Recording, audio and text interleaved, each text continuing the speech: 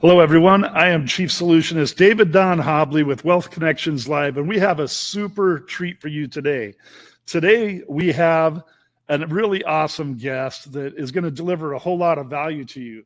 Joining us today is co-host and digital success strategist Jay Ma. She's with Anthony Delmedico, the founder and CEO of MVG at the Speakeasy Lounge and MVG Studios. Anthony is a Gulf War veteran turned MBA grad. Anthony built Abelard Construction from his basement to a $173 million empire in under 12 years. He's the mastermind behind Storm Ventures Group and the hit book, Win the Game. He's also created the groundbreaking SVG University, training thousands of contractors nationwide. Now, as the visionary of My Ventures Group, he's here to share alternative fix and flip options for wealth building. Grab your pencil and paper and get ready for insights that help you to connect, thrive, and multiply. Wow, that was a great intro. Yeah. Welcome, everyone. So we have here Anthony, and I'm going to have him get started if he wants to first say something about himself. But the very first question we have a lot of value for you today. If you're tuning in live, hashtag live. If you're watching replay, watch hashtag replay, and feel free to share also. Firstly, Anthony, first question is, what is one mindset shift that's driven your success from military to millions? That's a good one. Well, I think for the military guys watching this right now, they know that the military is a left brain mindset. Mm-hmm. When I grew up, I was a little more creative, and I went to military after high school, basically to stay out of trouble and get money for the Army College Fund. But, went overseas for 3 years and really went through, the discipline and learning SOPs and how to structure your life. So discipline's number one. But, getting out of the military years later, that structured lifestyle can sometimes work against you in marketing. So you got to shift back to right-brained activities, especially if you're in the marketing and entrepreneurial space. So I think both skill sets are important, being disciplined, analytical, and then, as an entrepreneur, trying to retain your creativity. Yeah. That was a shift getting out, was getting back to that. Yeah, I can totally relate to that as a college math professor of many years and then jumping into the entrepreneurial space. If you relate, also hashtag relate below. So thanks for sharing that. Now, we want to also know what sparked your focus on alternative fix and flip options with My Venture Group's MVG group right here. Mm-hmm. Yeah, about 20 years ago, I got into the post-military. I got into the roofing storm restoration space. So Abelard Construction was a company I founded in my basement. Wow. A couple of my buddies started in Minnesota. We ended up growing it to 10 states, brick and mortar. Wow. So we were heavy into the storm restoration space, rebuilding communities after large storms and catastrophic events. And eventually, 12 years after that, I sold that company and then moved into the consulting, digital, and training space for contractors. In that last, 10 years, there's been a lot of real estate opportunities. Let me bring it back to 2008, 2009, 2010, when the housing recession hit. That's the first time I started buying properties in a fix and flip space. Wow. You could get properties back then for a very low amount of money because people were scared. That was the we happened to be plush with cash at the time because we were, storm restoration industry is recession proof. So I took advantage of that, and bought some of those properties, fixed them up. Fast forward now to today, I understand a little bit better how to use the assignment of claim, which allows you to buy, storm damaged properties and take on the seller's insurance benefits as part of that transaction. I didn't understand that back then, but I started playing around with a few of those back then. And as the years went on, it became more and more. And searching for storm damaged properties versus just older properties that need a repair. I'm sure anybody watching this right now knows that storms and catastrophic events have increased exponentially over the last 10, 15, 20 years. Every year, that's a record firestorm, record hailstorm, record hurricane season. In the insurance, the insurance restoration industry is a $100 billion industry, and that money is set aside to rebuild properties. So I don't even consider myself a traditional fix and flipper, but as a property investor looking at opportunities, I find that the storm damage space, that niche, they're obviously damaged properties, but in a lot of cases they have most of them have insurance coverage, insurance policies. And so if you search those type of properties out after a storm, you're going to find that they still have coverage, usually within 1 to 2 years of date of loss. And if you find motivated sellers that are sitting on storm damaged properties and know how to use that assignment of claim as a legal instrument in a real estate purchase agreement, you can now take those benefits of that build back, you know, if they have insurance, most of them do, and take the benefits as the buyer. And that's the boot camp you guys went to here a couple of weeks ago. And you noticed, as much as I did, a lot of realtors, a lot of property investors, a lot of traditional fix and flippers aren't aware of how to use an assignment of claim, or even that it exists and they could do this. And I bet they wish they would have. I know. They've been buying properties, as we found out through some of the attendees. But assignment of claim is nothing new. It's been around since the 30s. You know, somebody buys a property with that has insurance coverage and some kind of coverage. Those benefits can pass on to the buyer. It's just it probably hasn't been used as a tool or a curriculum so much as of recently, you know, when we launched the Rehab and Flip Boot Camp, and more people are starting to learn about that.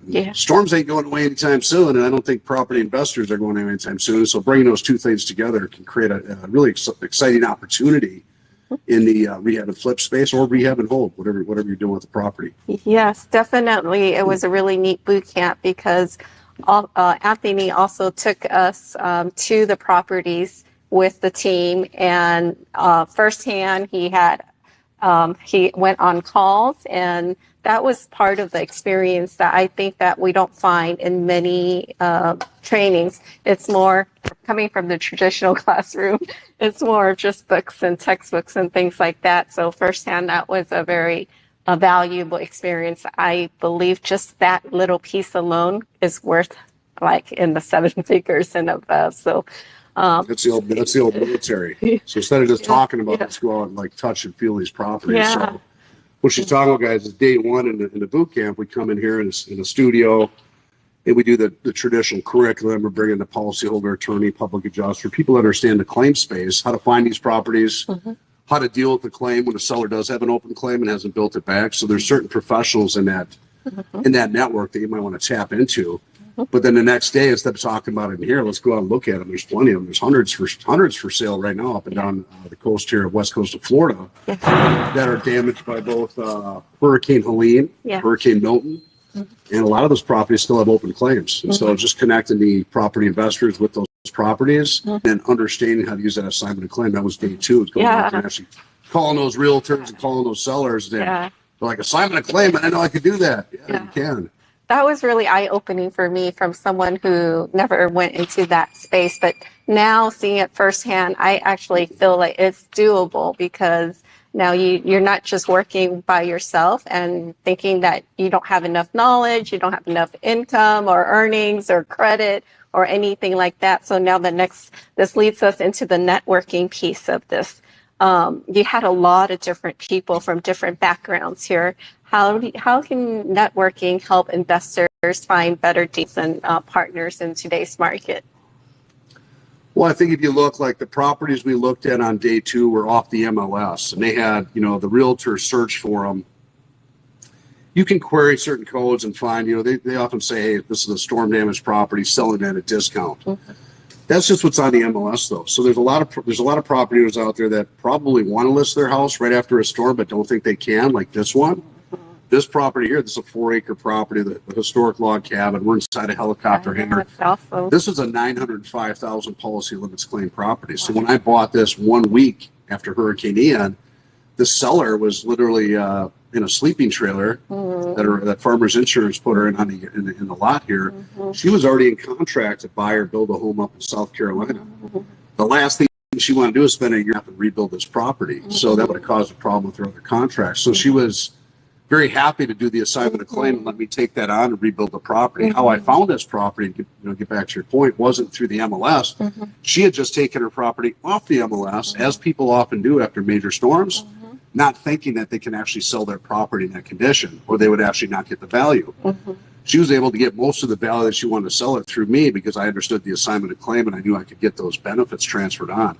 And this, I think at the time that I bought it, hers was at 130 and it ended up going to 905, and then we rebuilt the log cabin, and then much of what you see in here today, minus the upgrades that you see that was out of pocket. But That was from canvassing, now being in the storm environment with a team. At the time, I was filming a shrink wrap course for a client. We do a lot of film and digital marketing still in the storm catastrophe space, and so we were shrinking a course, and she definitely needed shrink wrap on this property. So we were basically going through neighborhoods and checking out different types of damage, and came upon her sitting in her yard. So a lot of this, the best deals on the assignment of claim space would probably be in the first 30, 60, 90 days after a major storm event. We're going to find a motivated seller. We're going to assign most of that claim money that still hasn't been spent on the rebuild. Right. But you can still find these deals today up along the west coast of Florida. Here it is 6 months later. You can find deals up to 2 years after date of loss. So some of that's being connected with contractors that are in the storm restoration space, as you saw some of those guys here in the booth. Some realtors that might understand this space, but a lot of them don't, unfortunately. But I think more are going to learn about it. There are some that are starting to come on to what that means and how to use it, which really helps the Especially buyer. when you teach them too. Yeah. I think some more fix and flippers are starting to understand this, but I think your best bet would probably be to network with storm restoration contractors and first responders that are in these communities right after major catastrophes. And that's your shrink wrap companies, your tree removal companies, your contractors. They're right there in the heat of the moment. And like I said, a lot of those properties take their properties off the market that were for sale before the storm, not understanding they could pass that claim and that build back onto a new buyer, and probably not understand there's buyers like me that'd be willing to take those. Yeah. What I like about it is Anthony's turned it into a really beautiful, like multiple use space, and the creative use of the space with outside. He's also added a little piece of his office, right, and a little office in the background. So he's made it like into this just a really beautiful piece of property that has a lot of value just in itself without the land component of it. And the other piece that at first I was just thinking, isn't that like just, taking advantage of someone when someone is down? But at the same time, when I saw it, it was a different piece. I saw the light. It was like giving someone hope. Otherwise, they might not even know. They might be stuck, and they might not even have another option that they're aware of, that they have to move into another property like this lady did. So I really do like the part that it can be a win-win for both people. Yeah, now that I remember, she actually had a build going on. So she was building a house, I think about it, in South Carolina. So she was kind of stuck moving to that location, and then really couldn't stay here for a year and a half to do the rebuild. So there's a lot of people in that situation. And you think about the fire losses on the West Coast, the horrible fires in California. I'm sure there's some people that maybe had half their house, or maybe all of it burned, maybe not all of it burned down, but there was substantial damage. There's probably some folks there, and maybe they had some bad memories. Maybe they want to get the heck out of there. And maybe you could take their claim over and rebuild that. You got the floods in the south and the southeast, this last 6 months. You got just a lot of catastrophes. So it may seem that way, but it's truly helping some of those people move on to greener pastures. And again, there's some people that actually like doing that kind of work. They call them crazy people. In the rehab and flip space, and there's people that understand the insurance claim part of that. And I think marrying those two together makes a great opportunity. It's a win-win-win for everybody. I love that. Yeah, it is definitely giving that option to someone who might not otherwise know that they have an option. So as far as the creative finance, I learned a bit too, just this last two boot camps. I would not have even thought about it with the creative finance for fix and flips. What is that? Can you share a little bit more about that part of it? Well, there's a pretty healthy market of fix and flip loans and lenders. Some, they're private money. Some they call them hard money lenders, but there's a lot of fix and flip lenders out there that will do 60 or 70% loan to value. So if you find a property like that, they care about your credit score a little bit, but not as much, because they're taking a first party position in the house, and then they have a balloon payment in 2 years. So there's a lot of people that could apply and be eligible for that in the space. If you combine that, if you don't have the cash with taking on the claim itself, in some cases, you have the claim for the build back money. In some cases, if you structure your closing and your escrow language correctly, you can float ACV distributions and supplements from the seller's insurance company into escrow to help you buy the property. Now, that would have to be a substantial amount of damage in order to actually buy a property. Like in this situation here, where you're able to float I think it was $130,000 into escrow from the seller's insurance company to help lower the cash outlay that I had to pay to buy the property. So in some cases that works out, in some cases it don't. In some cases it would come later for the build back. In some situations you can tap into that insurance and float some of that into escrow to help buy the property, depending on how you structure that closing language. And you definitely got to put that in a statement in your escrow that you want that money distributed to escrow to contribute towards the close. Don't leave that out. Stick the check in the safe and wait till you close on it. But that's one way. I think that combined with the abundance of fix and flip loan companies out there makes this a incredible opportunity, you know, for any entrepreneurs looking at getting in space. It's a matter of finding the right deal, finding the right property. Do they have the right policy coverage? How much of that did they use to build back? Maybe they didn't do nothing, like the properties that we saw. They were all gutted, but nobody's done any build back. So, you know, there's insurance monies there. And then having some connections with some of these fix and flip lenders if you don't have your own cash to, you know, buy it. The best is you've got your own cash, any interest rates. But, you know, some cases people don't have that. So, but they're out there. Yeah. So this is my personal question is like, can someone really go into property with like zero down and poor credit? Because that's a lot of the questions I see on the, when I go, you know, researching real estate. Have you ever seen that? Yes, well, it's possible. Again, I think if you focused on storm damaged properties in the early part of the catastrophe, not a year later, because what happens right after a storm is someone's going to get a check. Insurance adjuster comes out, like in this case, they wrote it up for $330,000, and they issued $130,000 actual cash value check. That happened within 2 weeks of the storm. She didn't use that check to start anything because she didn't want to do the build back, and she was wondering what she was going to do. So in that case, we were able to float that 130 into escrow. That certainly wasn't enough to buy the whole property, but it helped reduce the cash outlay. That's one method, but the other is accessing those fix and flip lenders.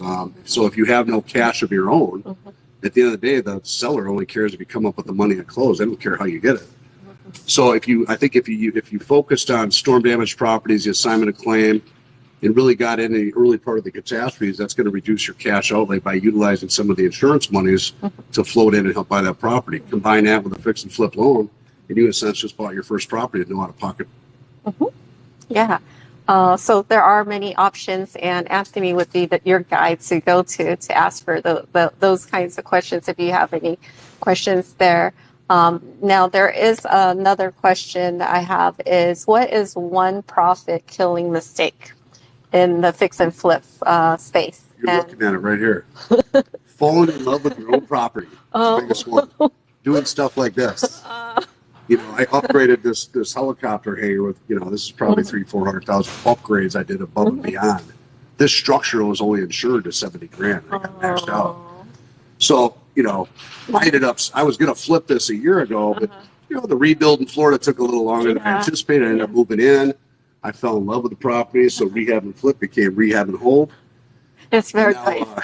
Recently, being at the, you know, the market's starting to flatten out, as you know, in Florida. So I decided just to list this just to see, kind of put some feelers out there. You know, we just listed it for 1.2, and we already got, you know, we had an offer last Friday. Got an offer. So I would say, you know, if you want to go out and do this as a business model, don't fall in love with the property. Start doing crazy upgrades like I did, but unless you're going to live there. Yeah.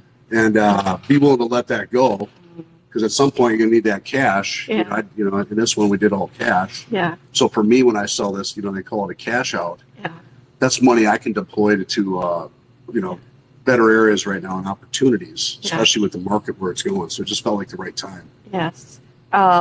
It's not hard to fall in love with this property. The first time I walked into here, I already wanted to stay. I was like, why can't you just keep it?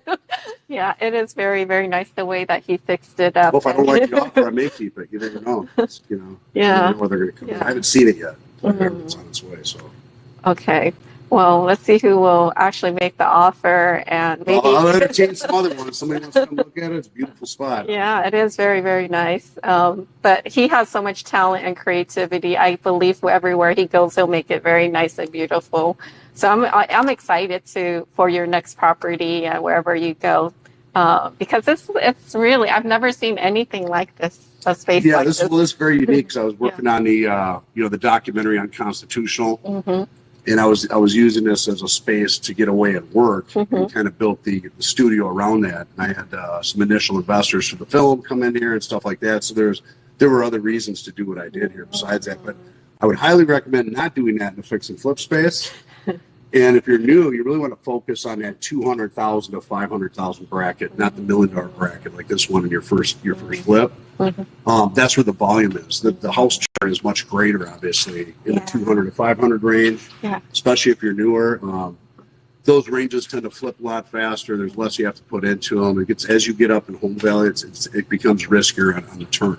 Yeah, I can see why most median income. Yeah. There's more of that right now. Homes that people can afford to get into. So I love that you also have this other part of the studio. Maybe you'll see it in the Reels section for your digital marketing needs, and you help other businesses with their digital marketing needs. So have you used that technology to find maybe fix and flip investors, or how have you used it to give you an edge? I haven't. Good question, because we got a green room over here, we got a podcast room, we got a whiteboard room, we got a full stage here. I've used this mainly for boot camp training. You see, we can seat 100 here. We got a full stage of lighting up here, but bringing folks in and doing, we do run digital marketing campaigns out of here, but I haven't really, other than bringing folks in to learn about the boot camp, I haven't really gone after property owners in the digital space, or because this one consumes so much of my time, I didn't really have the appetite. So now once I sell this, I'll have an appetite maybe to jump back in again. But certainly could use digital marketing to find these type of leads, and especially right after storms and catastrophic events, when people are taking their homes off the market and they have these damaged properties and not understanding they could pass that assignment on to somebody that's willing to buy. And there's buyers that would probably want to do that if they understand how to use the assignment. I think there's a niche there, not just here in Florida, but nationwide. Again, because of the increased storms, catastrophic events, and that could be a space for digital marketing. And I think there's a potential space to bring realtors, property investors, fix and flippers, and storm restoration contractors all under one roof. And maybe a larger boot camp, maybe a conference, because it's such an important deal. And as this housing market continues, we need a correction. There should be some kind of correction that happens every 15, 20 years. It's going to be a tremendous opportunity for people to understand that. Combine that with the storm opportunity. I think it's two things that you could get a lot of people together to really work on this nationwide. And really, at the end of the day, you're helping the communities recover faster. That's what you got to think of it as, helping people recover faster. It is, definitely. So I actually can see now, when you just said that, a bigger conference and event here, bring all these talents and people together, resources. Maybe an annual trade show. That would be fun. That would be amazing. I'm very grateful, because I would not have otherwise known this information. It's a very, I think for me, it was a very unique space, because seeing real estate events and trainings, I haven't been to one where it's specific to the insurance part of it. So I have so many other questions, but I also learned with the tech side that we can also, you brought in some speakers here that did use the estimates and things like that to help you mitigate maybe your loss before you buy a property to get through all that. So one of the speakers was a well-known policyholder attorney here in Florida, Candace Colucci out of Tampa. If you're going to buy a property with storm damage, before you make an offer, the one thing you got to get is get a copy of their policy. Here, you should get a copy of their flood policy and their regular homeowner's wind policy, which would be their homeowner's policy for Milton. Two separate policies. Some people have both. Some people have one. Not everybody has flood policy. Most people have a homeowner's policy, but you have to get that and understand what does it cover. And someone like that you can tap into. She'll help you interpret that policy at no charge. And that way hey, do they have code upgrade? They call it law and ordinance. Do they have coverage of a certain age? Do they have an RCB policy versus ACB? Most of them are RCB. Some are ACB only. So you want to know that stuff before you even think about making an offer. And then, okay, how much coverage is left on the build back? How much damage is really here? A lot of insurance companies know, I'm not going to rip on insurance companies, but lately, the last 5 years, they've been undercutting people and paying less than what they should. I think Yeah. it's common knowledge. And so they call it supplementing. Like when I came in on this claim, I could tell right away it was at $330,000 within 15 minutes of walking around the property. In my mind, of insurance statutes in the state of Florida, you're talking about code upgrade, line of sight, discontinued products, the wood that was wet, the tongue groove ceilings that were wet in there, and how when water touches it has to be replaced per standards for all kinds of reasons. I saw a $700,000 or $800,000 claim in 15 minutes. So that comes from 20 years of experience. Now somebody has to write that up and Xactimate and present that back to the insurance company with supporting documentation to show why this is. And a lot of times when you start pulling things out in the property, like this one had plumbing, electrical, rooms, kitchens that need to be redone, new roof, trusses, decking, in the log cabin, things, you find out more things as you pull things out that an adjuster cannot possibly see in a 1 hour visit. Right. I know that. And these are called supplement items or open items. And when in this one, when I saw the original adjuster's estimate, he had a lot of open items. So he knew when we started tearing stuff out here, there's going to be a supplement of a major amount. And that's nice when they're expecting it. And it didn't happen right away. It still took a year to go from $330,000 to $905,000 policy limits claim. But that came with understanding how to read the policy, and then how to write Xactimate, which is the insurance company's estimating program. So those two things are crucial in evaluating the property in terms of what is the real damage, and then also understanding their policy, what is covered. If you have those two things, those are the speakers they met here today. So just having some of those people in your hip pocket to help evaluate that claim, write the claim as it should, understand the policy, would make you as an investor very astute in making an offer based on X. But without those things, you'd really be winging it. Yeah, Anthony's, from what I see, it's like he's the go-to guy. If someone has a question or something comes up, he has a list of people on his Rolodex. So you don't have to know everything. You just we can call to get the answer. It's really great at that. Yeah. So in business-wise, because you have a vast, range of experience in the entrepreneurship side, what is a heart center principle that keeps you thriving through all these challenges? Oh, there's a lot of them. I think the number one is having to feed people. Yeah. Family. Yummy food. College funds, kids, clothes, food, groceries gone up. So number one is being able to provide for others. I think most, early in my early days as an entrepreneur, coming out of the military before I had kids and stuff, it was all about, I want the shiny car, I want the watch, I want the nice house. You go through that phase in your 20s and 30s. I think later in life it becomes about just being able to provide for people around you that need help. Yeah. And that puts you in a good spot. That motivates me now. I've already gone through the shiny object phase, so to say. Yeah. And now it's about being able to, make sure college funds are paid. And people are taken care of, and people have jobs. People rely on you for jobs. It makes you wake up. You might be demotivated, not so motivated about your own company, what you're doing some days. You realize that people are relying on you for paychecks, and you got to get up for that. So. I know you also help some of the college students, so that's really nice. I wish I had an opportunity to even intern with someone like Anthony in my college days. Probably would change my trajectory. I think I'm mean. Yeah. You like the military still. It's good training. It's boot camp. Good for you. Definitely boot camp, because he made us walk too during his boot camp. We had to get up early and go for a walk. Yeah, sweating and everything. It's real boot camp, but he definitely fed us good. That was not expected either. He didn't have to do that. That was nice. So how can someone multiply their fix and flip success with a team or system? Yeah, I think you should have a team. I think, again, if we're talking about the niche that I'm talking about, which is storm damaged properties, where you're going to find the best deals, and you're going to find insurance coverage on the seller that could possibly benefit you as the buyer to build that property back. That's called free money, by the way. And I don't know why anybody would pass it up. I mean, we've had guys that in our boot camps have been doing fix and flips for 20 years, back and forth from either South Dakota in here or Texas in here. They come out here to buy storm damaged properties, and they never knew they could use the. They got them at a discount, but they could have also got the assignment of claim, and they said, "Man, I missed out on hundreds of thousands of dollars that they probably got." And they just never asked the question. Hey, did you file a claim? Do you have insurance? And how to use that assignment of claim. And we gave you guys that template. It has to be, part of the real estate purchase agreement. It has to be written a certain way.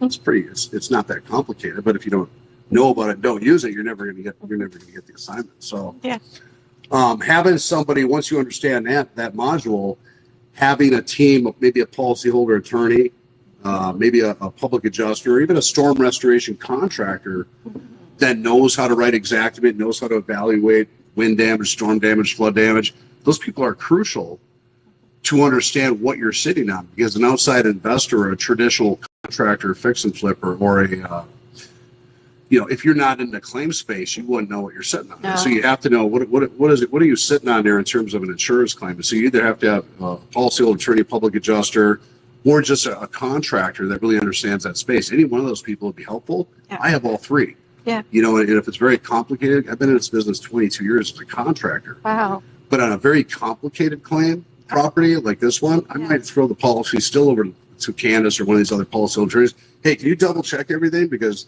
they made it so hard to read these policies. They're like this thick. Section 1D on page 99 might say something you don't like, and you got to understand that whole thing. So unless you like to read very closely with a magnifying glass, you might want to have somebody else take a look at it. A policyholder attorney is going to be your best person to have in your pocket on one of those as part of your team. And then maybe, again, a storm contractor who really understands the GC space, or a public adjuster, or somebody that might really want to get in there and examine what that potential is of damage and what that means in terms of claim proceeds. And the exactament estimating program is and that's what the insurance companies use. Those are vital people on your team for this space. Anyway, yeah. And investors? Investors? Everybody likes investors. There's a couple of people that came to this boot camp, and then there's one guy that didn't make it. I think there's people out there, you got to stay networked, that have money, but they don't want to go find the properties. They don't want to go look after the storm. They don't want to go visit them. They don't want to manage the rebuild, but they want to deploy their money. And some of those people were here at boot camp at this one, the last one, and you have to connect, and that comes with networking. You got to show up and connect. Those type of people are out there sniffing around too. They might not be on the front lines. They might be managing the rebuild, but they do want to deploy their money. And that's you can go after the traditional fix and flip loan companies. You can just Google that. They're all over the internet. But once you call them, they'll call you. 20 of them call you back forever. Trust me. But they might not always be the best source. There are other people, individuals also that have money to deploy. Yes. We talked about Foreman or REIT in the last group. A couple guys and gals getting together, and maybe it is maybe it's a commercial property. There's a nursing home out there for sale that had a lot of damage. You can use these on commercial properties. They want to sell it. They didn't do the build back. There's probably there's a couple $1 million of coverage there. But to me, that would take a team. Maybe myself, another person. I wouldn't want to do that one on my own. Maybe 3 or 4 people going up. That would be a REIT. You'd call it a REIT, I guess, a real estate investment trust. So a small group of people going after these. That could become a business model for groups of people, or sometimes it's more fun to do these things in a small group. But the key there is not later on. Usually people fight over money too. Oh, so make that very clear in the op agreement. Who's doing what? I'm the money guy. Great tip there. I'm the guy that's managing the bill. And I'm the one that's dealing with the insurance claim or whatever. And then I'm putting in X, because if you don't spell that out in the op agreement, now you're arguing over money later when you sell it. Speaking from experience right here, I'm learning more that also there's some tax benefits to investing in real estate versus maybe the stock space or other investments, or you're having your money sit there in the bank. So do you find people going into real estate because of some tax benefits? Well, there's always, whenever you run your own business, period, there's always tax benefits that are not available to the average employee, so to say. So as an independent contractor, LLC, sole proprietor, you got tax benefits. So, in the flip space, there's a lot of tax deductions you can take on certain aspects of that property, not buying it because you're buying an asset, but the expenses that go into it and stuff like that, and then offset that later on. But one of the ones that most people don't know about is, and it's really for, if you're in a commercial real estate space, not residential, is Section 179, which is for capital improvements. Right. Okay, so take that nursing home I just told you about up there for sale. If I bought that property, now it needs a new roof, right? It needs a whole lot of other things. We can start with the roof first, because it's leaking. If I bought that property, I'm now a commercial building owner. if I replace that roof, let's say it's $1 million roof, Section 179, which is a change since 2018, but nobody seems to know about it that I talked to, allows me as the commercial building owner to deduct 100% of that roof. Let's say it's 1 million. Yeah. It's up to 1.16 million per building. Wow. Okay, is what this deduction. It used to have to be depreciated over 39 years. And most CPAs still think it has to be depreciated over 39 years. Capital improvements on the exterior building envelope, so HVAC, new roof, windows, walls, anything on the exterior of the building envelope is covered as a capital improvement under Section 179. So imagine if I bought that property, that nursing home. Let's say that I got the seller's insurance to pay for the roof and the inside, as they should. And I got the insurance benefits from the seller to pay for that roof. Yeah.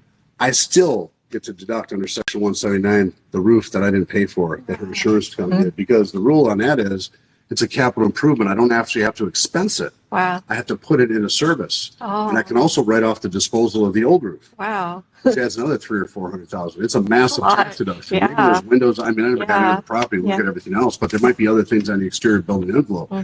There, if you look at a tax deduction, I just got $1 million tax deduction for something I didn't pay for. Wow. Which I can apply to now other parts of my business. It's probably one of the largest tax loopholes in commercial building history. Hopefully they extend it. I think it's going up for vote again. It was passed in 2018 back under the Trump tax code. But a lot of people didn't understand how it applied to capital improvements.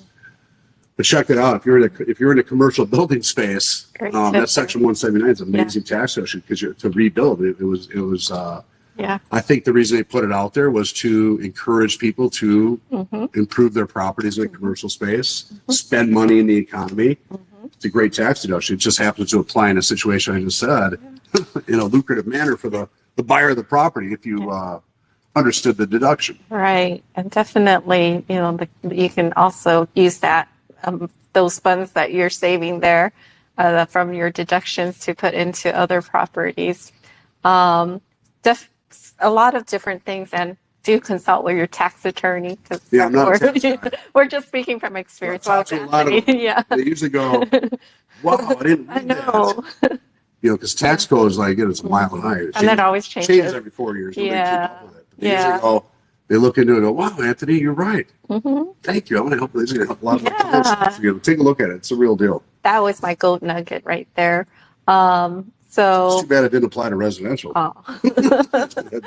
That would really help some people out. As far as like when you started, you worked in your basement. That's what I read in your bio, and then you built the business to $173 million. Well, 173 million was a run rate over 12 years. 10 years. Wow.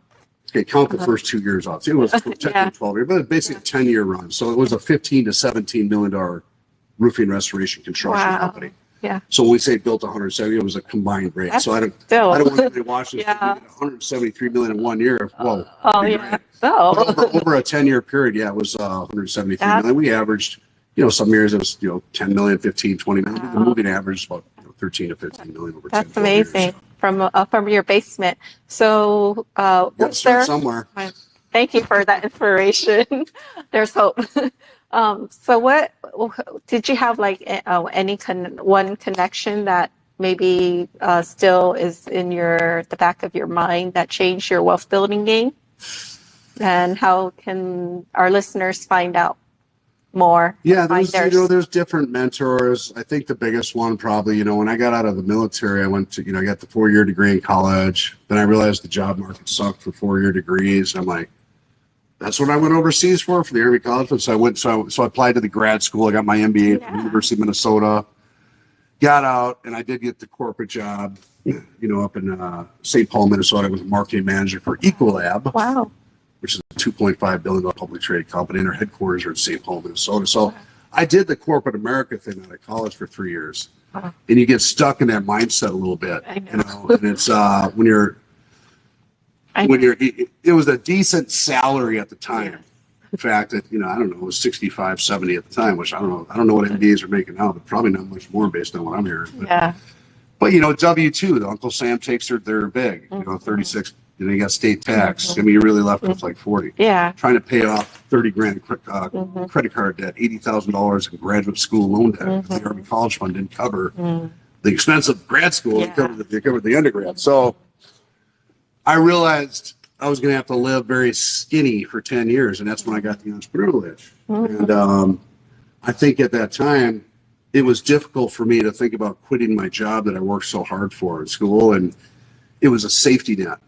And getting out of that, what I call the W-2 safety net, and understanding that what is the world of 1099 independent contractor. So I jumped out of that and got into sales in the storm restoration construction space, of which, by the way, I had absolutely zero experience. What? I just like sales and marketing. Wow, you're so good at it. And got real good when I started seeing the checks. And then I eventually quit my job. Wow. Went full 1099, which is 100% commission as a top sales producer in the roofing and restoration space. Wow. I think by that second year, I did about $500,000 in sales commissions in 1099. So you'd imagine jumping from 60 salary of 70, take home 40. All of a sudden, you jump a year and a half later, you got 400,000 sales commissions, so 3.2 million, and that's when I got the first taste of what you call independent financial freedom or success. It was a large chunk of money for me. I'd never made that much money before, so that got the entrepreneurial bug going again. And then I've said, well, I'm not going to be a salesperson forever. I want to become an owner entrepreneur. And then we got my general contractor license, started understanding codes and construction, and eventually got licenses in multiple states and opened up brick and mortar. Wow. But that experience started in sales. I could have never went from being a W-2 wage earner to owning a construction company. So I started in sales to understand how to create revenue for an industry that was interesting to me. Yeah. And then learning how to make money and seeing money other than W-2, you learn a lot in the 1099 world, like how to write off tax deductions, even as a salesperson. And I thought, wow, this is a great space, much better than what I was, because I was kind of stuck in a rut. And there were some mentors along the way. I mean, there was one guy that I was, another ex-military buddy of mine, his name was Vance Lukey, and he had actually dropped out of grad school to go be a telemarketer at a mortgage company. And I thought he was crazy. I don't know if you remember when the mortgage industry was about to take off. It was back in 97, 96. 2 years later, he's running a mortgage company of his own in multiple states. And I went and visited him. So I was still at Ecolab. And he goes, yeah, it's all about entrepreneurship, Anthony. He goes, you should have followed me. I'm like, yeah, I should have. And I kind of, you go through that. Now you're kind of jealous of your friend. And that's not why I went to the other industry, but the wheels start turning. I mean, there's always other opportunities. Sometimes you just got to be willing to take the risk and step into them. And it's okay to start in sales in a new industry, and sometimes that's your ticket up into understanding an industry. You should start in sales in any new industry. That's where it's at. Definitely can see Anthony's entrepreneurial spirit as just take the risks and dive right in, even when you've never had experience in that. And I'm inspired by that. So we're about to wrap it up, but what is one takeaway, one gold nugget that for you guys first? Do you have any takeaways? You can comment below. And for Anthony now, what's one gold nugget that you have for our listeners for the fix and flip journey? Specifically fix and flip entrepreneurs? I would just encourage you, whoever's watching this, if you're in a fix and flip space, turn on the news. There's storms and catastrophic events erupting all over the place. I don't care where you're at in the country. Florida's obviously a hotbed for hurricanes. Yeah. The Midwest is a hotbed for tornadic activity and hail. Yeah. The West Coast is fires. So if you're a fix and flipper, start understanding what's going on with these storms and catastrophic events. Yeah. They damage properties to the tune of $100 billion a year paid out by insurance carriers, both commercial and residential. Understand that there is an assignment of claim legal instrument that you can use in a real estate purchase agreement offer that can allow you to get the benefits of that seller. And there are motivated sellers after these storms that do not want to stay in their property. Some of them do, and some of them don't. If they don't want to, they want to get the heck out of there. And they don't understand the assignment of claim. So if you understand those things, you should see that there's an incredible opportunity, again, not just here in Florida, but all over the country, to use this kind of knowledge to go out and get a good deal on properties and help a seller move on to greener pastures and help the community recover faster. And I think that's the best nugget I can give you in the rehab and flip. Thank you. I definitely definitely have gained also a little confidence because I didn't really understand before, like, why would someone sell their property for less than market value? But now being firsthand, seeing him in action and the people around speaking through their experience, it gave me that little bit of knowledge and also confidence to say, hey, it's actually very possible when you have the right people and the right team in place. So you can reach out to Anthony, and this leads us to, where do people connect with you? Well, that's a good one. You want my phone number? Yes, what is it? If you really need help, send me a text. I get a lot of calls from the fix and flip lenders, actually. They call me nonstop. But if you really need help, send me a text.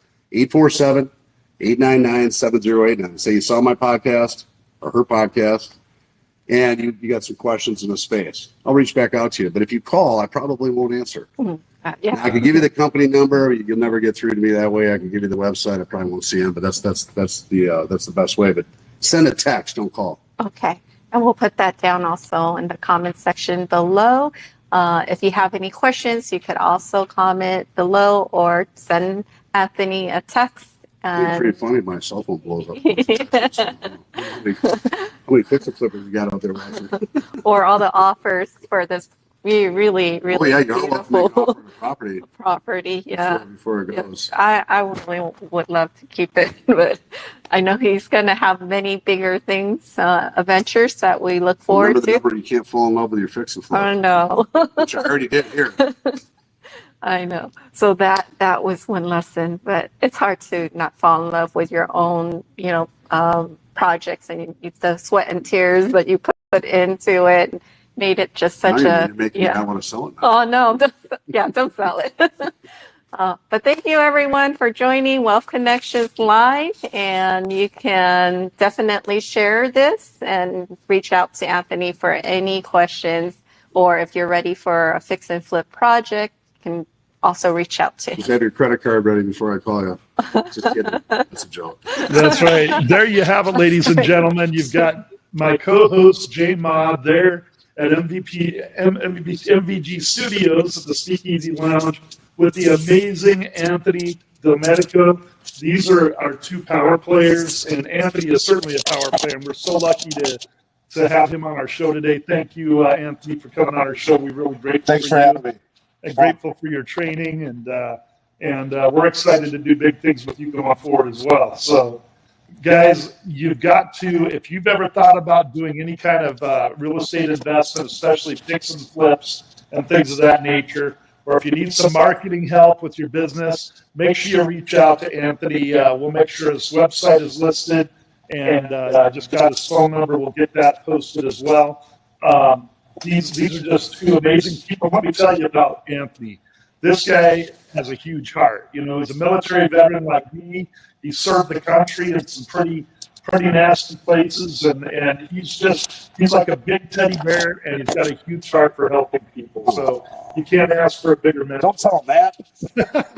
Yeah. So are you guys interested in giving a tour of your facility here or anything else before we shut things down? You certainly, if you want to show, you want to spend it. Yeah, you guys are mobile, yeah. So feel free to take a walk around and show people around. I'll just back down for a minute here, get you full screen. Let's see. There's Anthony. All right, what do we want to see? This is actually this is a podcast set. It's designed as it's also a cigar bar lounge. That's where we're just sitting is actually a podcast set, but it's actually also a fully functional bar for events. Mm-hmm. We have this is still set up for boot camp. It's a green room, so we do shoots in here for clients. This is a boardroom space. I actually work here quite a bit. And then we got a full stage up here. So we do our boot camp, we slide all this back. We can fit 100 people in here seated. Over here we got a kitchenette. Which everything's on wheels, so it serves as a kitchenette for a boot camp. You can also roll it all up, customize that set for some kind of shooting for our clients. We do a lot of film and digital marketing. A lot of contractors come to me for stuff. So guys in the contracting industry for campaigns. These are different online campaigns I do for,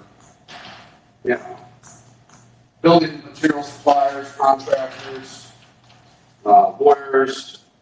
Sometimes they're B2B, B2C. But that's something I do in marketing and we call it the digital marketing space, lead generation, and brand building space. So we do that for a lot of business clients. The people in the contracting space can be for a lot of that stuff. So if you want to see the outside, we give you a sneak peek of the log cabin over here. So right outside of the helicopter here, or studio, is the log cabin. It's the log cabin we restored. It's a 4-acre property.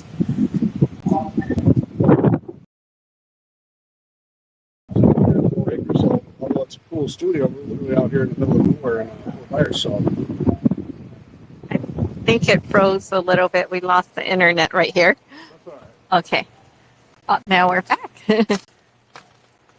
Yep. Now we're back. All right. So you go from farm to studio.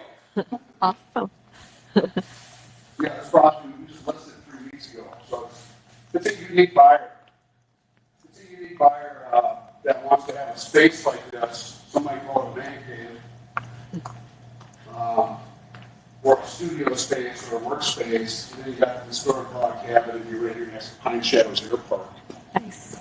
In North Fort Myers. So it's a nice, quiet place to work. Let me tell you, if you want to focus and get some stuff done, and you definitely don't need an office. We get another office out back right behind the studio here that has 3 more workstations. So it's a nice spot for an entrepreneur that wants to get away. That's amazing, guys. Thank you so much for giving us a tour of your hangar there and talking to us about how you rehab that place. That's an amazing place that I know that Jay and I would love to have for our broadcasts and for our events that we're building. We're working on that. So thank you again for having us on your show. We're super grateful for you guys. And man, ladies and gentlemen, Anthony Delmedico, he's a great mentor for real estate and fix and flip and building a business in general. He's built several businesses, and you just can't ask for a bigger heart to help you in this stuff. So make sure you reach out to him. And remember, all it takes is mindset, mission, moves, and mentorship. So make sure you have the right mentorship. This is a gamified podcast. As you can see, we have a couple of coins up above. One of them is Anthony's coin. We coin all of our speakers. And if you write the serial number down on that coin, how we're gamifying this podcast is you collect coins of the serial numbers or even take screenshots of the coins. And as you accumulate coins from watching our show, you'll be able to redeem those coins for discount on insider networking branded products on our new website and services and training on our new website at insidernetworking.com that we're working on launching over the next week. So make sure you document his serial number. That's S1E22. That's Anthony Delmedico. Make sure you write down that serial number so that you have his coin. There's a couple other coins you get for watching as well. We're going to give you a surprise coin for our last speaker, internet marketing sales ninja Jay Lee. His coin is, one second, let me get that number up on the screen, S1E11. That's S1E11. And you'll also be able to utilize the founder coins. That's a coin for Jay, our co-founder, and her coin is just co-founder 1. And my coin is co-founder 2. So there's a couple coins for you to get you started. Make sure you watch all of our shows. If you share our show, we will actually follow up with you. Find that you made that share. We'll give you some bonus coins that you can redeem for insider networking products and services of the future. Ladies and gentlemen, thank you so much for watching our show. We're super grateful to have you on episode 2 of Wealth Connections Live. Connect with us in the future so that we can help you to prosper and build wealth and connections that'll change your life. Much love to you. Have a great day.